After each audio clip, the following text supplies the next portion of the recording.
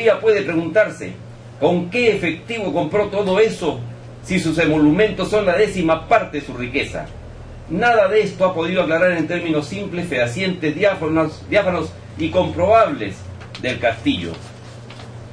¿A qué se debió la terquedad de permanecer en la Secretaría General de un partido cuyo Congreso elector estuvo plagado de irregularidades, faltas disciplinarias y abundantes demostraciones aberrantes de cómo se maneja una manada de anuentes sin mayor criterio o formación política o histórica? Las respuestas pueden ser muchas. Una de ellas pasa por el no querer abandonar las ubres que dan contable y habituallan los placeres hedonistas que al pobre diablo hipnotizan e iodizan. Así de simple. Hay un castellano político que usa el circunloquio, remeda las peores cantinfladas y maquilla las realidades que envilecen a los pueblos y los tornan entelequias y zombis. Ese es el idioma que en Perú se usa y del cual se abusa con insistencia rayana en la locura. No se llama ladrón, ni al sinvergüenza descarado, decía decenios atrás ese prócer civil que fue don Manuel González Prada. Tomaron lo serio cosas del Perú. La claudicante explicación de Del Castillo es más bien su confesión o su interpretación de cómo entendió él su trabajo en el Premierato. A todas luces su esquema reciente de trabazón con la doctrina antiimperialista que forjó el fundador Aya de la Torre. Y si se habla de ética, entre otras, la mejor lección de honestidad que dio Víctor Raúl fue la de ser un hombre pobre y honesto hasta en sus yerros. Cuando ocupó el único cargo público que tuvo en 84 años, presidente de la Asamblea Constituyente en 1978-79, cobró un sol mensual. La diferencia es patética, acusatoria, recriminante con los angurrientos de hoy que brillan en la miasma de su inocultable mediocridad deshonesta. 4:16 la hora oficial. Está usted en la compañía de Señal de Red. Aquí con el desarrollo del programa del día de hoy, y el sacerdote Marco Arana, líder del movimiento político Tierra y Libertad, ha señalado que el paquete de proyectos que han sido presentados por el nacionalismo es loable. Ha lamentado, sin embargo, que estos no tendrán eco en el Congreso de la República y seguirá un destino parecido o similar al de la desactivada Oficina Nacional Anticorrupción. El sacerdote Marco Arana se está pronunciando acerca de los temas para leyes que logren enfrentar al problema de la corrupción en el país. ¿Cómo está de moda este término de corrupción, no? Yo creo que está de moda desde que el Perú, el 28 de julio de 1821, fuera proclamado libre e independiente por la voluntad general de los pueblos y por la justicia y su causa que Dios defiende, como dijera San Martín. La corrupción es parte de nuestra vida y nuestro ADN social. El problema está en que denunciamos la corrupción, la vituperamos, la aborrecemos, pero casi no hacemos nada por combatirla. Es ahí el problema. El secretario institucional interino de general Javier Morán de Labra ha señalado y ha reconocido que las denuncias de corrupción que involucran a Jorge del Castillo y Omar Quesada han golpeado al partido. Bueno, lo está reconociendo su secretario interino. O sea, no es que no le haya hecho nada al Partido Aprista las denuncias de corrupción. Lo han golpeado al interior. Morán, quien reemplaza en el cargo a Quesada, dijo estar confiado que los dos personajes más importantes de la dirigencia del Partido de la Estrella saldrán bien llevados de esta nueva situación. ¿Y qué pedía el señor Barrera? ¿Que iban a salir como vírgenes límpidas después de estos vergonzosos hechos?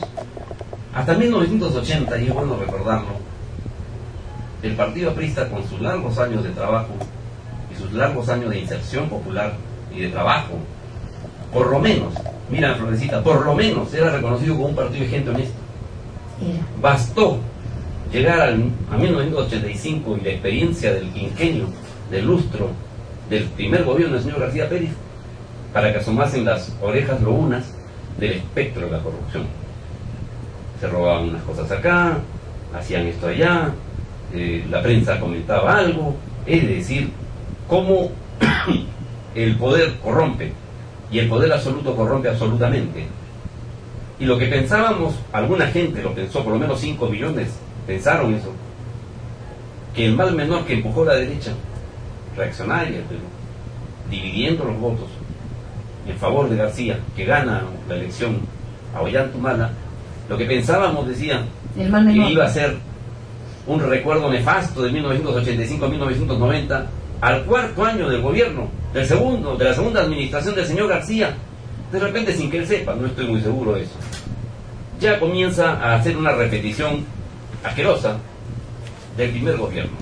escándalos, y en este suceso infausto, luego de un congreso muy debatido, muy polémico, lleno de oscuridades, como fue el de hace menos de un mes y medio, ocurre lo que ha ocurrido, que los dos dirigentes principales electos por el mangoneo de ese congreso, el señor Jorge del Castillo y el señor Quesada, son acusados de actos en los cuales sus figuras ministeriales, en un caso,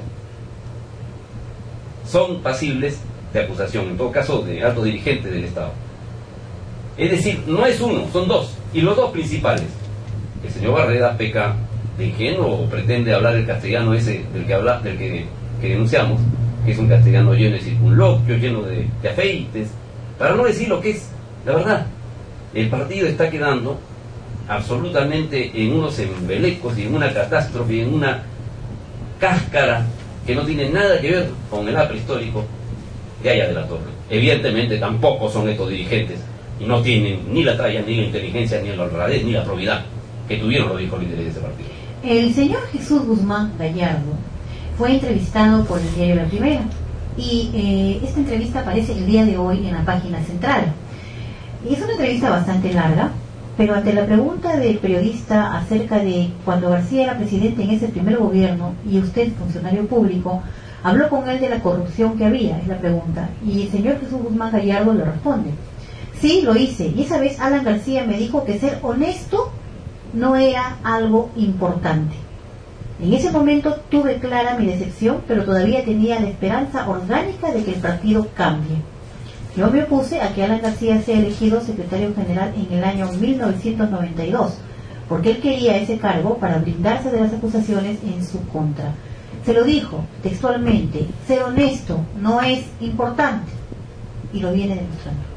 Bueno, si eso es exacto cuanto dice Jesús, y no tengo por qué no creerle, pues tenemos la más clara lección de cinismo y deshonestidad militante en una persona pública. Todo parece indicar que lo que ha dicho Jesús Guzmán tiene visos de una realidad inconmovible.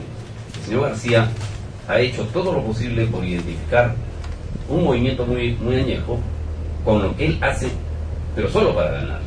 Es evidente que a él no le interesa el partido de allá en la Torre. A él le interesa cómo hace y cómo lleva a cabo lo que él llama un gobierno, pero que evidentemente es una conjunción de favores, de componendas para poder gobernar con los sectores más poderosos. Estamos viendo el caso de las escandalosas declaraciones de Javier Velázquez hoy, o anoche y repetidas hoy, cuando dice que no hay que espantar la inversión. ¿Qué tipo de cantinela y qué tipo de mediocridad es la que dice este señor? O sea que cuando los pueblos reclaman porque su patrimonio ha sido herido y garantizado por esa seguridad jurídica que es una estafa, porque de lo que se trata es de no tocar los contratos mal hechos que horadan la soberanía del país, entonces las inversiones se espantan. Que nos diga la sabiduría desconocida, por cierto, de Javier Velázquez, qué inversiones se han espantado cuando se les ajustó los pernos. O sea, nosotros tenemos que tragarnos el sapo de aguantar que los contratos en el Perú sean hechos contra el Perú y que se disponga, por ejemplo, para la exportación de gas, el gas que no podemos consumir en el Perú porque no hay reservas suficientes. ¿Qué es esto? Es evidente que el modelo antinacional, un modelo desnacionalizante, un modelo claudicante, absolutamente traidor con las aspiraciones populares de un país que necesita desarrollarse con sus elementos naturales como herramientas de una negociación como son el gas y el agua, no es sino una ilusión en el presente gobierno. Decirlo en voz alta de repente es lo que nos trae este tipo de amenazas. Pero bueno, pues van a tener que aguantárselo porque aquí no cedemos y la verdad por delante. Claro, y sobre todo una verdad que está respaldada en los propios hechos, en el fracaso de las malas contrataciones del Estado, en los beneficios personales de sus funcionarios, en las grandes comisiones, no comisiones, que reciben los funcionarios, y que eso se llama relaciones públicas, eso se llama contactos, eso se llama visitas para de pronto saludarlos y ver cómo están. En términos más comunes, eso se llama corrupción. 4:24 minutos, la hora oficial en todo el país. Breve pausa, retornamos con más. 18 minutos es la hora oficial. Bienvenidos a la segunda media hora de lo que es Señal de Alerta. Vamos a seguir conversando con usted a través de las ondas de Moderna en los 930 de la amplitud modulada del dial. Gerardo Mujica. Este es el año que se cumple el centenario de la Revolución Mexicana de 1910. Es un año, y en estos 100 que va a dar